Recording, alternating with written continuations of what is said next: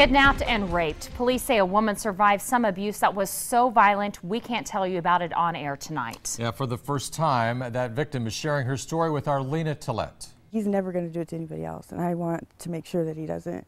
Horrific, evil, heinous. Words Misty says can only begin to describe the night Ronald Ford Jr. and his girlfriend, Shavante Green, allegedly kidnapped and raped her. Misty tells us she now wants to show her face to symbolize that she is no longer afraid of them and that no one else should be either. I don't want to be a victim.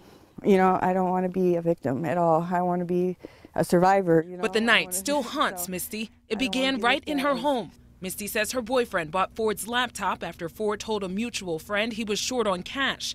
But Misty says Ford and his girlfriend returned after the exchange, while Misty was alone. They claimed her boyfriend owed them money. They weren't being mean or nothing or aggressive or like anything, like to make me think that something would happen. Misty says things quickly changed and that the couple cornered her in her bedroom, beat her, and ransacked her room. She says she begged them to let her take them to her boyfriend. He'll give you money, whatever you want, just to leave us alone and get out of our lives, and so that's why I got in the car with him. But she says the couple had other plans.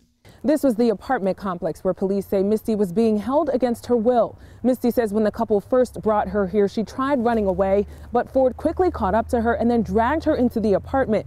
Misty says she was then locked in the closet for hours, and then the couple performed horrific sexual acts on her.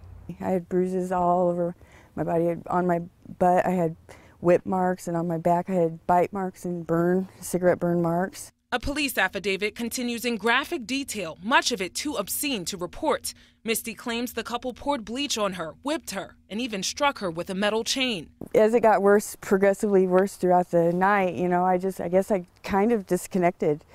I had to have disconnected. Police say Misty's boyfriend suspected Ford took her, found his address, and led officers there. Misty says the couple begged her not to tell them what they did. Put me in the bathtub. They were trying to wipe me down. And they were, trying to clean up all my cuts and everything. But she did tell police, and if convicted, this couple could face life in prison.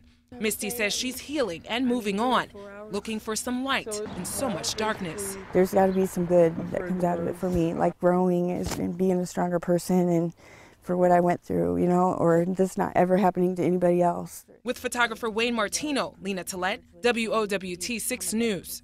Ford and Green face felony charges, including false imprisonment and sexual assault. Misty tells us she only plans to go to the sentencing because she does not want to relive the night during the trial.